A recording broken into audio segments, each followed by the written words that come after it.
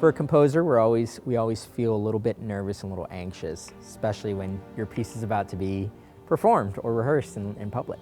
Julius Quartet are a phenomenal group of musicians. They're extremely professional. They come in prepared every time. My first rehearsal with them was almost exactly like a performance. Growing up here in Dallas, and the high school Texas history and U.S. history we had to take, the JFK assassination in the museum and what this place represents. I didn't grow up in Texas, and so I wasn't in the culture of Texas history, but I did grow up learning a lot about the JFK assassination, and one of the first things I did upon moving to Texas was come and visit this museum, actually. I've never been to Texas before I moved here, but I'm loving everything about it. And this museum is so special. It's a really, really interesting, such a fascinating place. It's very unique to Texas. It's definitely fascinating to get to know about actually JFK assassination because I'm actually a foreigner and I don't know a lot about it. But through this piece, it's been definitely a cool experience. It was a surreal experience to see where everything took place and to see the history up front and close. Obviously the sixth floor, the sixth floor, it's not a hopeful piece at the beginning. It buries you, it takes you down, it drags you through some of the worst parts of our history. I think there are a lot of composers who are definitely affected by history. Composers like Shostakovich or Prokofiev who a lot of their music is so deeply rooted in World War II. That sort of has an affinity to me whenever I play those kind of pieces. That historical element is really important, I think. When we initially came in and saw that it's basically an open floor, we really, really wanted to do this, what's called in the round. So, which is really traditionally when Haydn, Mozart, and Beethoven were writing string quartets, probably how they were reading and performing their quartets. And so what it is we sit in a circle and we're embodied by the audience. They completely surround us, and what's really amazing is that they have a more intimate look into the communication, what we're doing, simply because it's equal on all sides. Most music in string quartet is about 9 by 12 in booklet form. These guys had to have a 11 by 17 booklet, and it was because there are so few rests in between that we had to extend the page lengthwise so that they could turn the pages accordingly. Yeah, it's pretty hard. It's a difficult piece. Yeah, it's a difficult piece. It's a difficult piece. Jesus has not made it easy for us, for sure. There are definitely some passages that are tricky. Challenging. Yeah. That we each have very, kind of very unique parts where we have to make sure it lines up really clear this way for the texture to be very clear.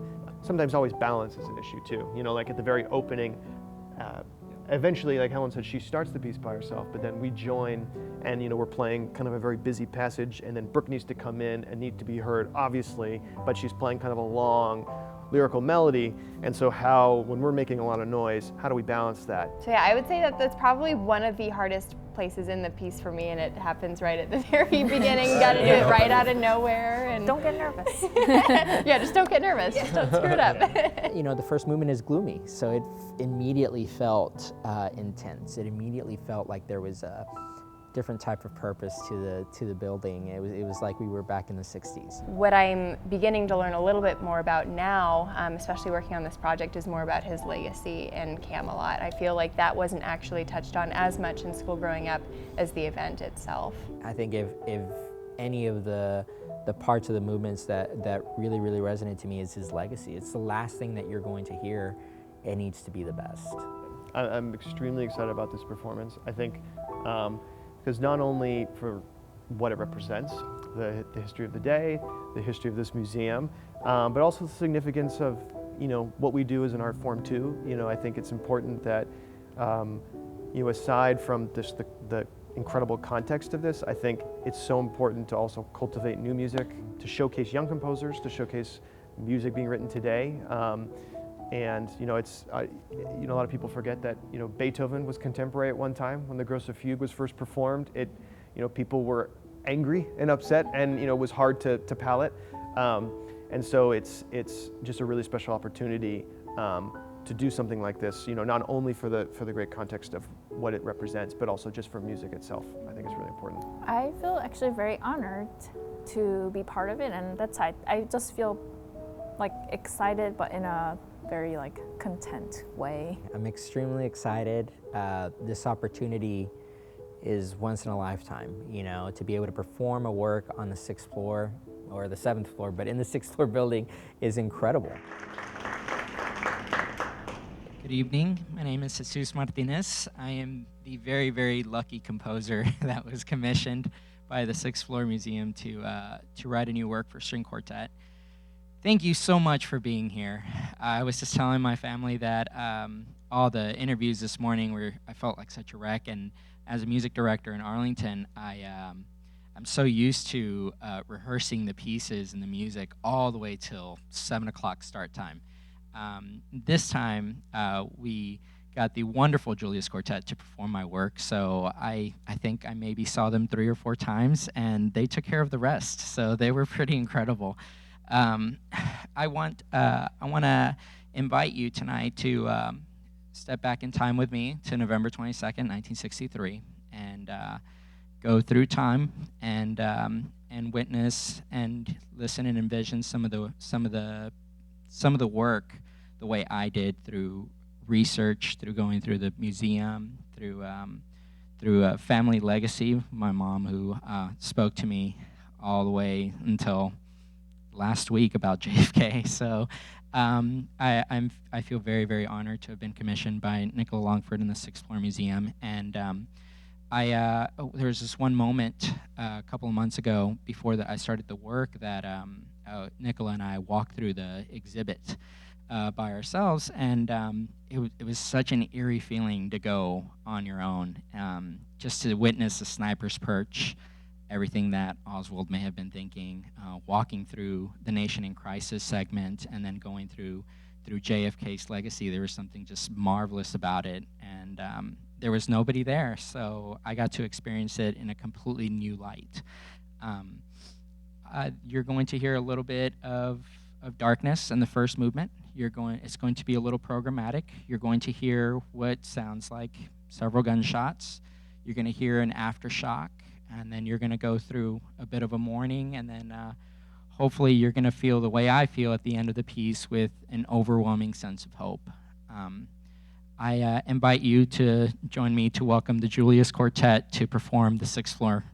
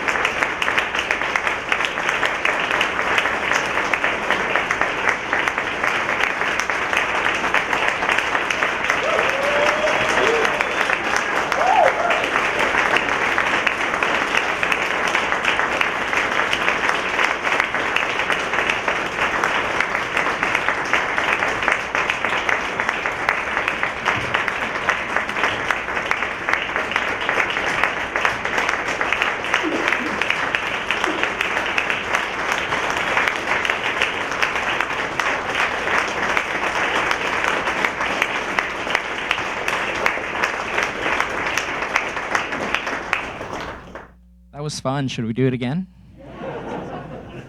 Let's ask the quartet.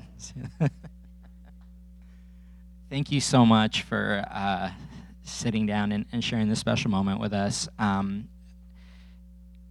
They're great, aren't they? Aren't they awesome? Very speechless. Thank you, guys.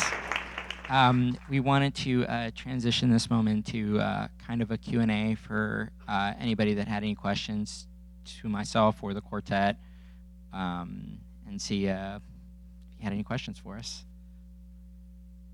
Yes, sir. Two. One's an easy answer, I think. And that would be, how long did it take you to create this? So the question was, how long did it take to create this? Nicola and I started talking about this in June. I had extensive jaw surgery in June, shortly after, and then 4 months later, I gave the music to the quartet. So about 4 months, give or take. And your second, sir? The second question would be, what is it at the close, the conclusion?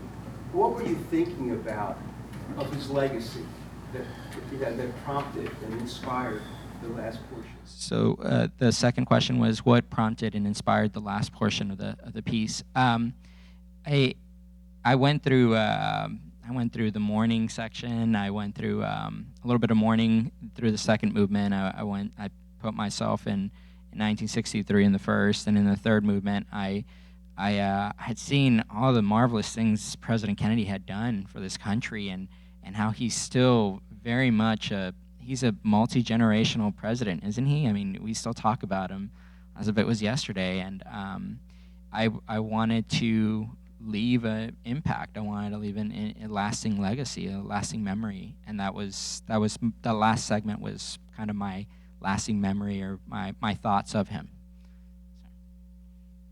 Question? I found that the tension you created and intensity right from the beginning was, I mean, it was incredible. It was riveting.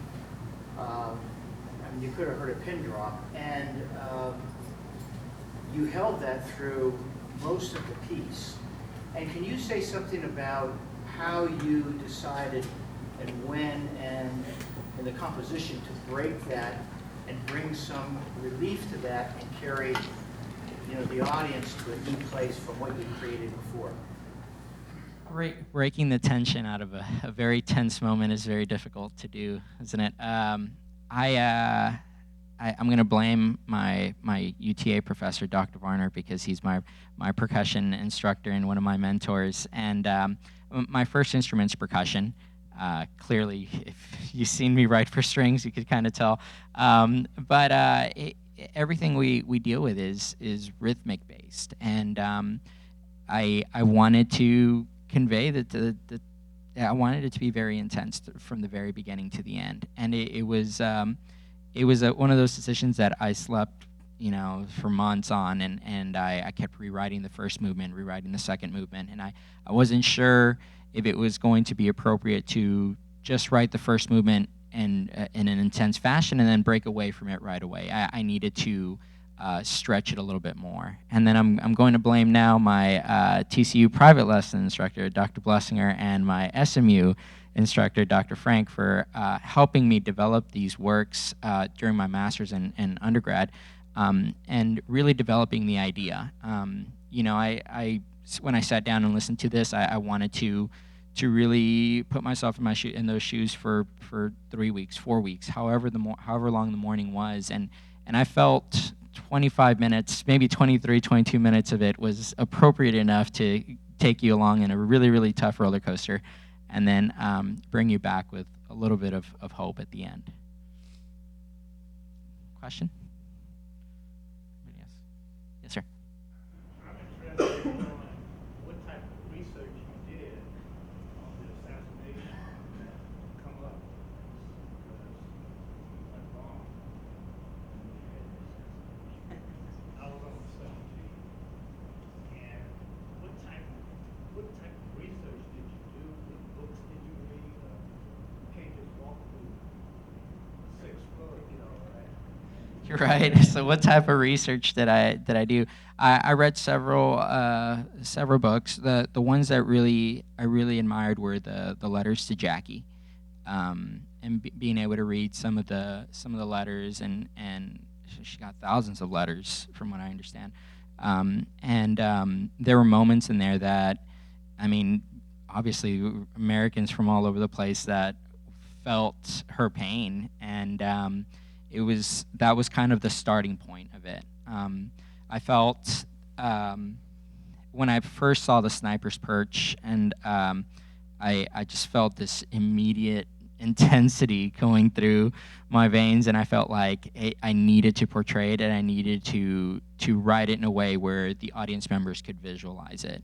I wasn't born at the time, and I can't imagine how it was for the event, but it's through watching videos and watching the video of the event, and reading several books, and it was going through the museum alone with Nicola that just really inspired me to write. And as any of the composers around here will tell you, it takes a long time to write a 25-minute piece.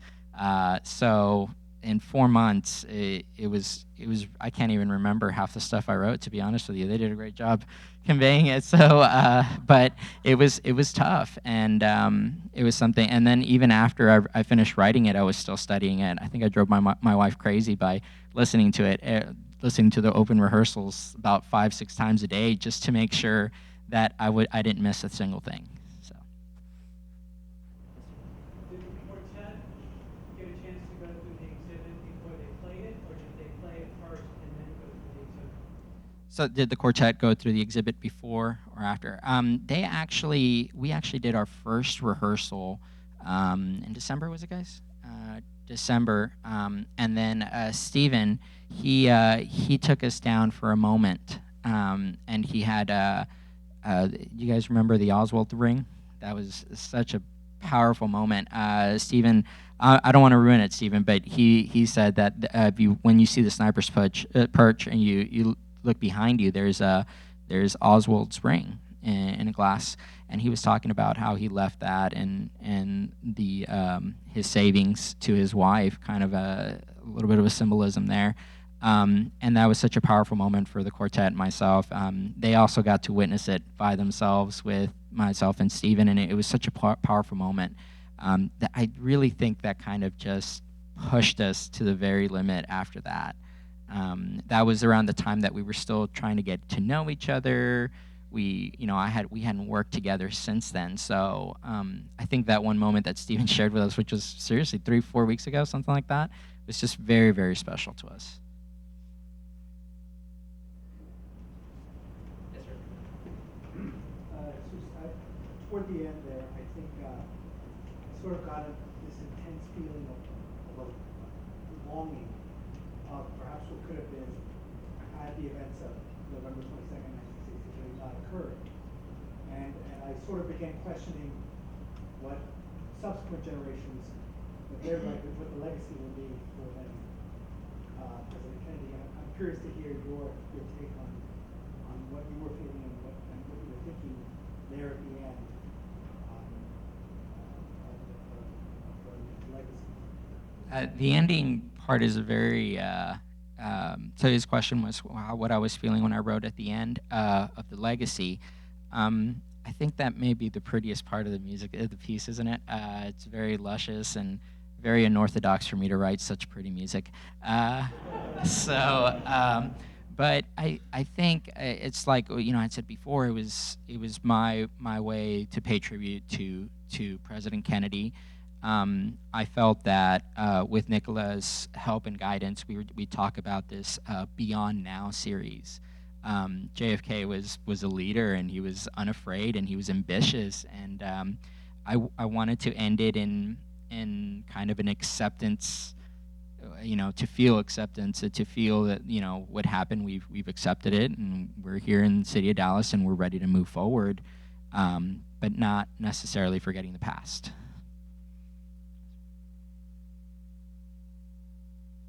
Quartet, do you guys have any questions? Okay, just checking. Yes, sir. I wanted to ask you what the quartet was like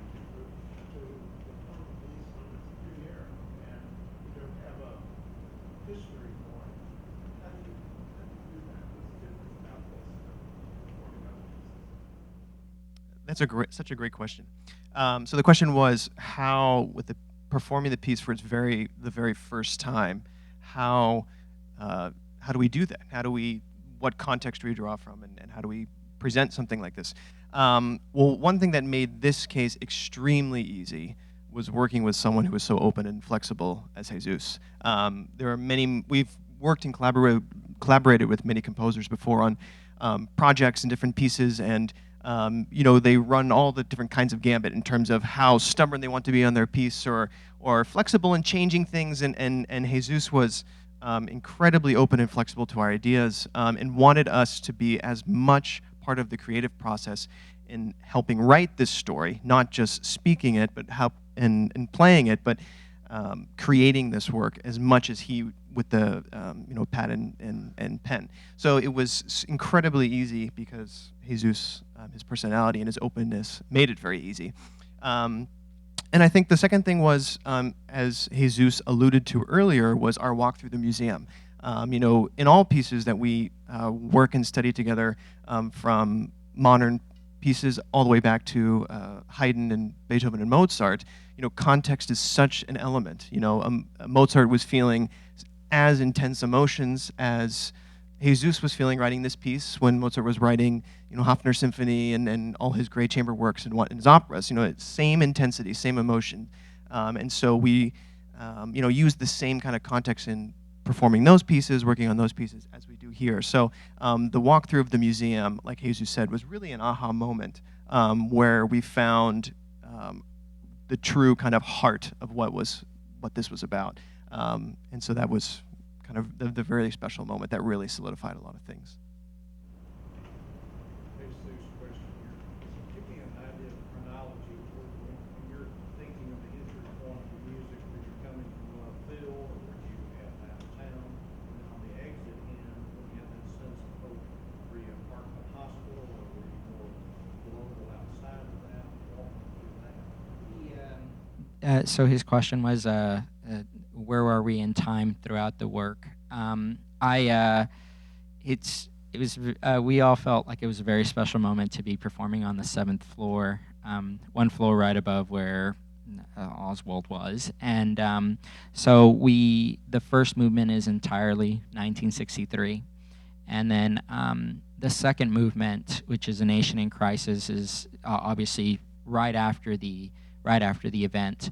But it's also kind of a remembrance of this room. If you walk around the 7th floor segment in the exhibit, the magazines of the 1980s, all the 60s, all the way up to now is kind of, we're still very much mourning in some ways for the president. And I usually like to think of the second movement as leading into the third movement, to where we are now, and that's kind of, I like to think of it as flashbacks, where you see in movies, you see the 50s, the 60s, the 70s, just kind of like a progression.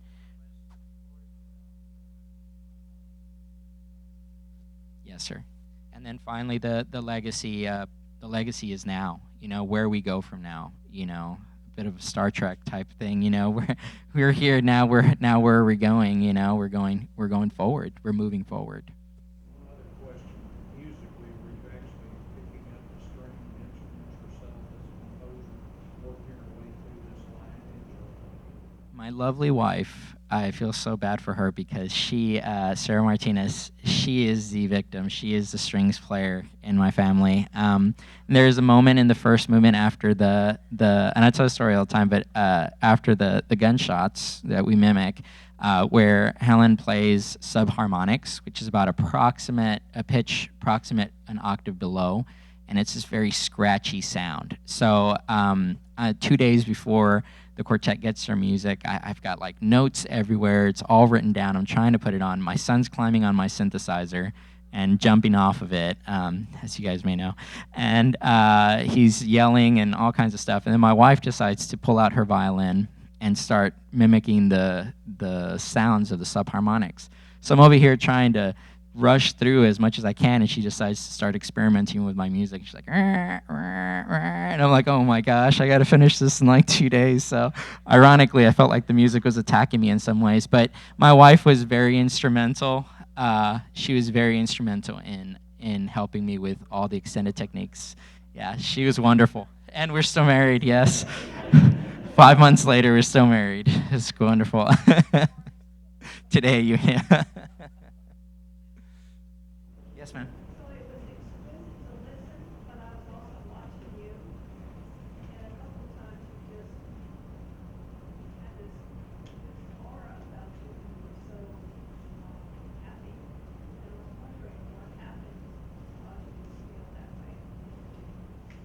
They played my music, and that made me really happy. It's like, thank God. There's just there are highlights throughout, right? It's like, you see a TV show and you see the highlights of the last 7 seasons or something, and there are moments where I remember waiting for my son Aiden to go to sleep at 10:30, and then I jump out of bed, and then I go straight to work, and then I gotta wake up at 5:45 in the morning to get to work, and some of these moments were done very, very tirelessly at 2, 3 in the morning, and like Helen's part in the second movement, where she's very soloistic while everybody's underneath. It's one of my most treasured moments that I just adore. The rhythmic devices that they're able to do. I thought I was going to have to change it because it was like 4 in the morning, and I thought I was going insane. And then I said, you know what, I'm just going to put it on paper, and then we'll see what happens. And they did a wonderful job. They didn't ask me to change it. So there were parts in there that I felt so proud of the quartet, just because they were so ambitious in helping me do this. And there, as you can tell, there are parts in the quartet that's just so difficult to do that any other string quartet would have asked me to change it. So much of the aura that you saw was very, very much relief that they did such a good job, and they did it without complaining.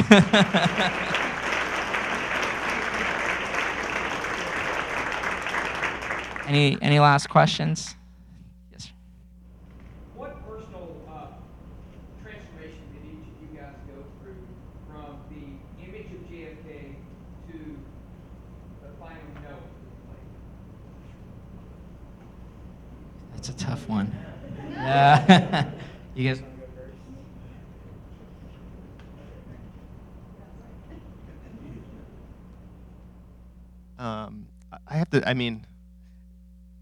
I grew up in Dallas, Plano, and so I had visited the museum as a high school student, and I think for me personally, it's hard to talk about the process of the first notes to the last notes, but maybe I can give you a highlight that really stood out. It was when we visited again the museum during one of our rehearsals when it was completely empty, viewing the Sniper's Perch and going through, and coming back to it, over 10 years later after I had visited for the first time, and just really having a deep understanding of what this man stood for, what the Kennedy family stands for, and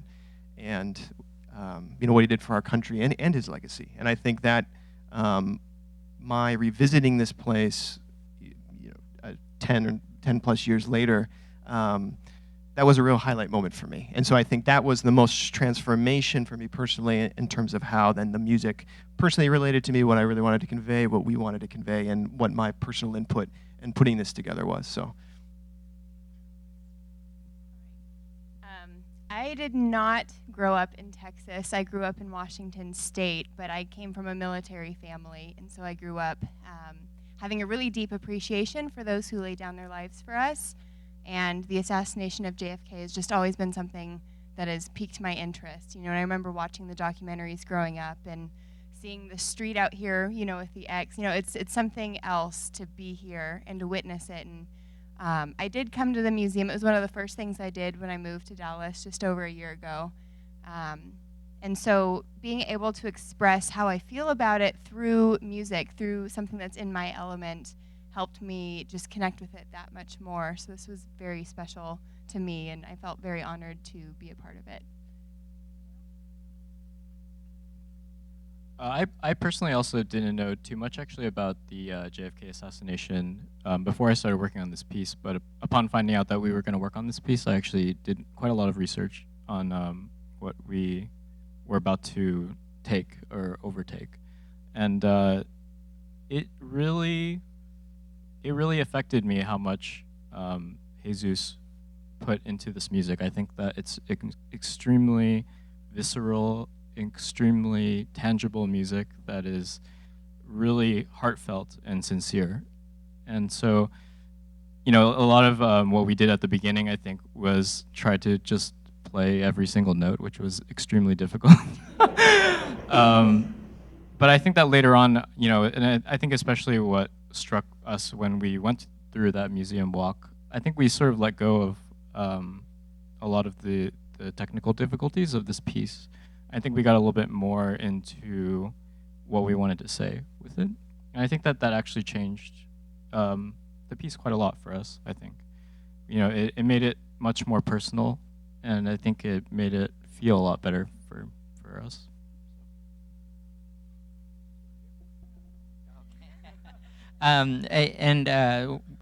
We always talk about that one moment with us, but I think it was a really strong partnership with me and Julius and the Sixth Floor to bring them in. I think they're all about 2 to 3 years younger than I am, and I was trying to find a quartet that was going to be so passionate and so strong and around my age, so that they can share this special moment with me and go through the journey with us.